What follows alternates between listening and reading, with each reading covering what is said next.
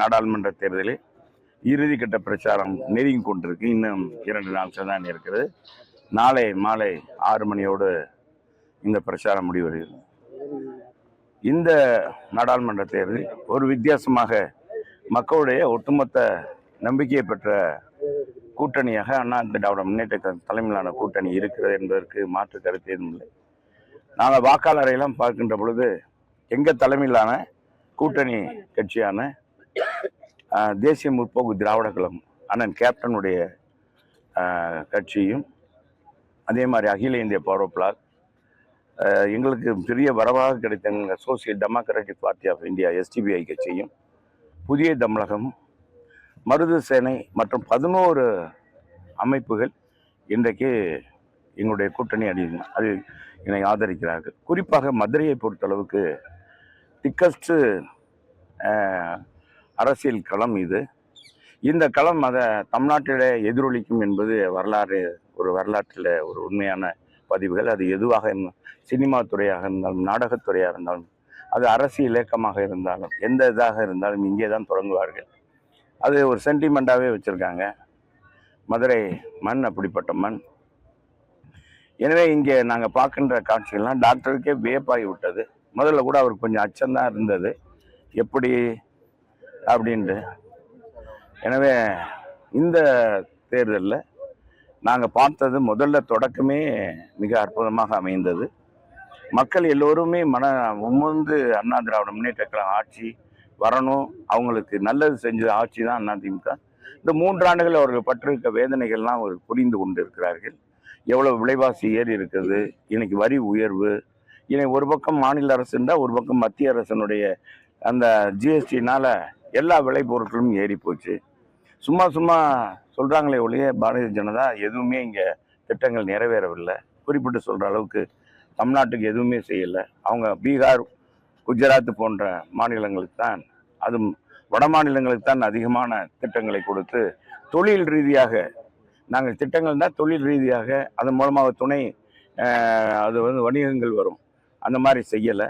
எனவே நான் தமிழ்நாட்டு மக்கள் பார்க்குறேன். அவர் 15 லட்ச ரூபா போடும் மத்திய அரசு சொன்னது ஒவ்வொரு குடும்பத்திலையும்.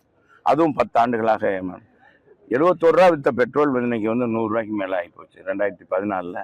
இந்த 5 பார்த்தீங்கன்னா 2014, 19 இருக்க பெட்ரோல் விலை டீசல் விலையெல்லாம் பன்மடங்கு கூடி போச்சு. இது காமெடி என்னன்னா, நம்முடைய முதலமைச்சர் திராவிட முன்னேற்ற கழகத்துடைய தலைவர் அந்த கூட்டணியில் இருக்கிறவங்க என்ன சொல்கிறாங்க, 75 ரூபாய்க்கு டீசல் தருவோம், 65 ரூபாய்க்கு பெட்ரோல் தருவோம் அப்படின்னு காமெடி பண்ணுறாங்க. 4 ரூபா குறைக்காதவங்க, 5 ரூபா குறைக்காதவங்க இப்போ இதை சொல்கிறாங்க. கேஸுக்கு 100 ரூபா மானியம் கொடுக்காதவங்க. இதெல்லாம் மக்களில் நாங்கள் பார்க்குற ஒரு மனநிலை. அவங்க பொய்யே சொல்கிறாங்க அப்படின்றது சொல்கிறாங்க. 100 ரூபா மானியம் கொடுக்காத மாநில அரசு எப்படி 500 ரூபாய்க்கு சிலிண்டர் கொடுப்பாங்க அப்படின்றது பாமர மக்களுக்கும் தெரியுது, பெண்களுக்கே தெரியுது.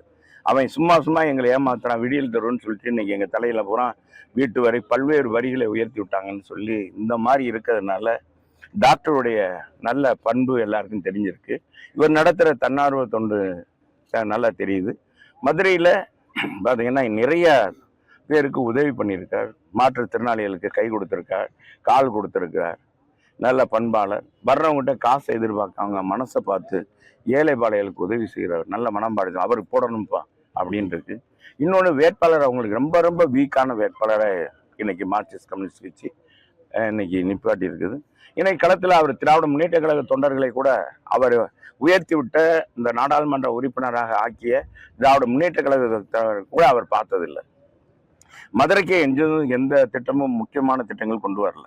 நம்ம பார்க்கும்போதெல்லாம் கீழடி அது இந்த கீழடினா நாங்கள் கொண்டு வந்தது, இவங்களா பேர் வச்சுக்கிறாங்க ஸ்டிக்கர் ஒட்டுற மாதிரி. நாங்கள் கொண்டு வந்து எங்கள் காலத்தில் கொண்டு வந்து அது ஆராய்ச்சி அதுக்கு நிதி ஒதுக்கப்பட்டிருந்தது. இவங்க கூடுதலாக நிதி ஒதுக்கிறாங்க. இது இவர் என்னமோ புதுசாக போய் தொல்பொருள் ஆராய்ச்சி இல்லை ஏதோ நிபுணராக இருந்த மாதிரி கண்டுபிடிச்ச மாதிரி எல்லாம் பேசுகிறாரு. ஒன்றும் கதைக்கு உதவலை, ஒன்றும் செல்ஃப் எடுக்கலை அவருக்கு. இங்கே ஸ்டார்ட் ஆகி நாங்கள் ஹை ஸ்பீடில் போயிட்டுருக்காரு எங்கள் வேட்பாளர். பார்த்தீங்கன்னா அவர் சிரித்த முகமும் அவருடைய முகமும் அவர் உருவம் பாருங்க அருமையாக இருக்குது. அவர் கதாநாயகன படத்தில் இருந்தால் இப்போவும் கதாநாயகன களத்தில் இருக்கிறார். அது எங்களுக்கு ரொம்ப மகிழ்ச்சியாக இருக்குது. எங்கள் தொண்டர்கள்லாம் மகிழ்ச்சியாக வேலை பார்க்கலாம். எல்லா தொண்டர்களும் புரட்சி தமிழர் எடப்பாடியார் புரட்சி தலைவர் அம்மாவுடைய இயக்கம் தமிழ்நாட்டில் மிகப்பெரிய வெற்றி பெறும். அது மதுரை புரட்சி தலைவர் அம்மாவுடைய கோட்டை. இன்றைக்கு நாங்கள் வந்து புரட்சி தலைவர் எம்ஜிஆர் பெயரை தாங்கியிருக்கிற இந்த விளையாட்டுத் திடலில் நாங்கள் நின்று இப்போ உங்களெல்லாம் பார்க்குறோம், சந்திக்கிற வாய்ப்பு கிடைத்திருக்கு. இந்த விளையாட்டுத் திடலுக்கு பலமுறை தலைவர் வந்திருக்கார். இங்கே இருக்கிற ஒளி காட்சி முத தலைவர் தான் தொடங்கி வைத்தார். அது மாதிரி இது மாதிரி நிறைய திட்டங்கள். இந்த ரேஸ்கோர்ஸ் மைதானம், இந்த பந்தய திடல், புரட்சி தலைவருடைய பெயரால் இருக்கிற இந்த பந்தய திடலுடைய அத்தனை வளர்ச்சியும் அண்ணா திராவிட முன்னேற்ற கழகத்தில் நடந்த வளர்ச்சி தான். இந்த அரசாங்கம் வந்து இப்போ தான் நிதி ஒதுக்கியிருக்காங்க, ஒன்றுமே செய்யலை. இங்கே இருக்கிற இண்டோர் கோர்ட் ஆகட்டும், ஷட்டில் இண்டோர் கோர்ட் ஆகட்டும், எதுவாக இருந்தாலும், டேபிள் டென்னிஸ் அந்த எந்த கோர்ட்டாக இருந்தாலும், இங்கே இருக்கிற பேஸ்கெட் பால், இங்கே இருக்கிற இந்த டேக்வாண்டா, அங்கே இருக்க ஜிம்னாஸ்டிக் பண்ணுற அந்த திடல், எதுவாக இருந்தாலும் இது அண்ணா திராவிட முன்னேற்ற கழக ஆட்சியில் நானும் ஒரு ஸ்போர்ட்ஸ்மேன் 10 ஆண்டுகள் அமைச்சராக இருந்ததுனால நான் சொல்லி அந்த அமைச்சர்கிட்ட பேசி இந்த திட்டங்கள்லாம் கொண்டு வந்து எனக்கு மதுரையில் தன்னிறைவற்ற மதுரையாக இன்னும் 2 ஆண்டுகளில் 50 ஆண்டுகளுக்கு குடிநீர் பிரச்சனையே இல்லை என்ற வரலாற்றை படைக்கிற அந்த அற்புதமான திட்டம். எல்லா வீட்டுக்கும் தண்ணி போக இருக்கிறது. மதுரை ஸ்மார்ட் சிட்டி பணியில் நாங்கள் செஞ்சது மாதிரி இந்த அரசாங்கம் எதையும் செய்யலை. இதெல்லாம் மக்கள் பார்க்குறாங்க. 7 கிலோமீட்டருக்கு பாலம் அமைக்கிறது, பறக்கும் பாலம் என்பதே இப்பொழுதுதான் மக்கள் பார்க்குறாங்க. எங்கள் காலவாசல் பகுதியில் இப்போ நான் வந்து முடக்கு சாலையில் என்னுடைய முயற்சியில் கொண்டு வந்துவிட்டு அது அந்த பாலம்லாம் திறக்கிற சூழ்நிலையில் இருக்குது. அது எங்கள் காலத்தில் தொடங்கி அப்போ இருந்தே பணி நடந்து இடையில நிதி ஒதுக்காதனால இப்போ தான் விரைவாக முடித்து இப்போ முடிக்க போகிறாங்க. அதே மாதிரி இங்கே இருக்கிற ஓப்பலாப்படித்தர பாலம், அதே மாதிரி பார்த்தீங்கன்னா குருவிக்காரன் சாட்டம் பாலம், செல்லூர் பாலம், ஆரப்பாளையம் பாலம் அத்தனையும் எங்கள் காலத்தில் கொண்டு வரப்பட்டு 3 தடுப்பணை கட்டியிருக்கோம். நிறையாத மாரியம்மன் தெப்பக்கூடத்தை நிறைவு. இது மாதிரி நாங்கள் சாதனையை சொல்கிறோம். ஆனால் திராவிட முன்னேற்ற கழகத்தின் கூட்டணியான கம்யூனிஸ்ட் வேட்பாளர் வெங்கடேசன் எதையும் சொல்லலை. அவர் முதல்ல நல்ல கதையை எழுதினார், இப்போ கதை விடுறார். அதுலேயும் சரத்து இல்லை. சரக்கு இருந்தால் பொதுவாக சரக்கு முறுக்கா செட்டியார் முறுக்கான்னு சொல்லுவாங்க ஒரு பொதுவாக. இன்னைக்கு அவர்கிட்ட சரக்கும் இல்லை, செட்டியார் முறுக்கும் இல்லை, இந்த கூட்டணி வலு இல்லை, மக்கள் புறக்கணிக்கிறாங்க. எங்கிட்ட சரக்கும் சூப்பர் சரக்கு, மருத்துவர் சரக்கு. எங்க செட்டியார், எங்க புரட்சி தமிழரும் முறுக்கானவர். ஒரு 2 ஆளுங்கட்சியை எதிர்த்து களத்தில் நின்று இன்னைக்கு இருக்கிறார். இவரை போய் இன்றைக்கு பாரதிய ஜனதாவுடைய தலைவர் பேசுறார். ஆனா தமிழகத்தை பொறுத்தளவுக்கு அவர் நல்லா மாட்டிக்கொண்டு ஆடாக இருக்கிறார். ஒன்றும் சிங்கம், ஒரு பக்கம் சிங்கம், ஒரு பக்கம் சிறுத்தை. இந்த சிறுத்தைக்கும் இடையில மாட்டிய ஆட்டுக்குட்டியாக இன்னைக்கு மாட்டிக்கொண்டு என்ன பேசுறோம்னு தெரியும் பிதட்டி கொண்டு இருக்கிறார் என்பதை நீங்க புரிஞ்சுக்கோங்க. எனவே இதுல வெற்றி பெற போகிறது மக்களுடைய நம்பிக்கையை பெற்ற, மக்களுடைய அபரிதமான ஆதரவு பெற்றிருக்க எங்களுடைய டாக்டர் சரவணன். இரட்டை இலை என்பதை தெரியும். டாக்டர் சொல்லுவார். இந்த தேர்தல் ஆரம்பிக்கிறப்ப வந்து பிரச்சாரம் முடிஞ்சிச்சு, முடிய போகுது. 3 அணி போட்டியாக தான் முதல்ல முன்னிறுத்தினாங்க. பாஜக கூட்டணி ஒன்று, அதிமுக திமுக. இப்போ இது எந்த இடத்துல வந்து நிக்குதுன்னு நினைக்கிறீங்க? இது பொறுத்தளவு, மதுரையை பொறுத்தளவுங்க, இது அரசியல் விழிப்புணர்வு மிக்க பூமி. இது இந்த பூமியில வந்து பொதுவாக நான் சொல்றதுன்னா, எங்களுக்கு புரட்சி தலைவர் எம்ஜிஆர் புரட்சி தலைவர் நடித்த படம் பாருங்க, மற்ற யாரையுமே இதாகுது. நம்பியாரதான் எங்களுக்கு எதிரி. நம்பியாரதான் தலைவர் போட சொல்வார், இல்லை PS வீரப்பாவை போட சொல்வார், மனோகரனை போட சொல்வார். எங்களுக்கு இன்னைக்கு மனோகரனாக PS வீரப்பாவாக இருப்பது திராவிட முன்னேற்ற கழகம். மற்றெல்லாம் சுஜிபி அவங்களாம் இப்பெல்லாம் பேராசிரியர், பாவம் பேராசிரியர் சீனிவாசன் எனக்கு நல்ல தெரிஞ்சவர் தான், நல்ல பழக்கமான அன்பா பழகக்கூடியவர். அவரை போய் களத்தில் இப்போ நோட்டாவை காட்டிலும் கம்மியாக ஓட்டு வாங்க போறாரு பாரதிய ஜனதா. அது மதுரையை வந்து அவங்க என்ன நினைக்கிறாங்க, இது ஒரு ஆன்மீக பூமி, இந்த ஆன்மீக பூமியில பாரதிய ஜனதா நம்ம சொல்லி ஓட்டு வாங்கிடலாம்னு நினைக்கிறேன். அதெல்லாம் கதைக்கு உதவாது தலைவரே. இந்த கத்திரிக்காய் கதை எல்லாம் இங்க நடக்காது என்பது அவருக்கே தெரிஞ்சு போச்சு. தமிழ்நாடு முழுவதுமே இன்னைக்கு அந்த கட்சி வந்து நிச்சயமாக இந்த சும்மா யூடியூப்பு, இந்த ஒரு பத்திரிக்கை மட்டும் தூக்கி நிறுத்துறாங்க. இந்த பத்திரிக்கைலாம் செயற்கையா தூக்கி நிப்பாட்டெல்லாம் நிற்காது. விளம்பரம் நல்லா இருக்கும் பாருங்க, ட்ரெய்லர் நல்லா இருக்கும்.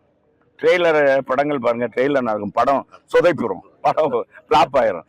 அது மாதிரி இப்ப ட்ரெய்லர் அவங்க போடுறதெல்லாம், ட்ரெய்லர் பாரதிய ஜனதா போடுறதுலாம் ரிசல்ட்டு பிளாப்பு, படம் மக்கள் ஏற்றுக்கிறது அப்படின்றதான் வரும். அதனால இங்க வந்து திமுக தான் தமிழ்நாட்டில் இருக்கிறதில்ல.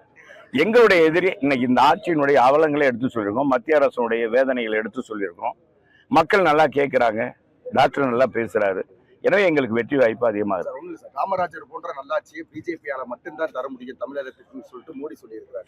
சரி, மோடிஜி நான் சொல்றேன், ஒரு இடத்துக்கு போகும்போது அங்க எந்த மக்கள் அதிகமா வர்றாங்கன்னா அங்க அதுக்கு தகுந்த மாதிரி எழுதி கொடுக்கணும். அவர் சொல்ற அவருக்கு என்ன தெரியும், அவரு அங்க வடகோடியில இருக்கார், தென்கோடியில இருக்கிறது எழுதி கொடுக்குறவங்க அவர் சொல்லணும். ஏப்பா இதுவரைக்கும் 10 ஆண்டுகள் நான் ஒரு பாமரனா கேட்கிறேன், ஐயா சாமி, மோடிஜி சாமி, நீங்க தானே 10 ஆண்டுகள் ஆட்சியில இருந்தீங்க, ஏன் காமராஜ் ஆட்சி கொடுக்கல, என் புரட்சித் தலைவர் ஆட்சி கொடுக்கல, எம்ஜிஆர் ஆட்சி கொடுக்கல அப்படின்னு கேட்பாங்களா? கேட்க மாட்டோமா? இது வரைக்கும் கொடுக்கல, இனிமேல் கொடுப்போம்னா என்ன அர்த்தம்? நீங்க சொன்னதே செய்யல, அப்புறம் நான் இதை செய்வேன் அதை செய்வேன் சொன்னா மக்களை ஏமாற்றுறாங்க. ஒருத்தர் பாருங்க, இங்க எங்கிட்ட எப்படி இருந்த மனுஷன் இன்னைக்கு பலாப்பழத்தை தூக்கிட்டு அவர் நிக்கிற காட்சியை பாருங்க. பழுக்குதுன்னு சொல்றாங்க, அழுகி போகுது. அது என்னன்னா உண்மையிலேயே மனச்சாச்சு. ஒரு நாடாளுமன்ற உறுப்பினர் பதவிக்காக தன் மானம் ரோசம் எல்லாத்தையும் விட்டுட்டு ஓபிஎஸ் போய் அண்ணாமலை புரட்சி தலைவர் அம்மாவை எவ்வளவு கொச்சைப்படுத்தணுமோ பேசினார் அண்ணாமலை. எங்களுக்கு அண்ணாமலைக்கு என்ன பங்கு வாங்க போய்ப்பா? அவர் ஆட்டுக்குட்டியோட வீடோட அங்க இருக்காரு. அவர் நாமக்கல் மாவட்டம், அது கரூர் மாவட்டமா தெரியல. எங்களுக்கு என்ன இருக்கு? அவர் எங்க அம்மாவை, எங்க தலைவர்களை, அண்ணாவை பற்றி பேசுகிறார், தந்தை பெரியாரை பற்றி பேசினார். அப்படி இதே டீ அடிக்கிற நம்ம பன்னீர் ஓபிஎஸ் அவர்கள், அவர் இன்னைக்கு உலகத்துக்கு தெரியுதுன்னா, நாட்டுக்கு தெரியுதுன்னா, 3 முறை நீங்களே போடுறீங்க, 3 முறை முதலமைச்சராக இருந்தவர், 3 முறை முதலமைச்சரா, இந்த 3 முறை முதலமைச்சராக யார் காரணம்? அந்த தலைவியை கொச்சைப்படுத்தியவரை அவர் பேசுறாரு, இவர் கைகூப்பை நின்று ஓட்டு கேட்கிறார்.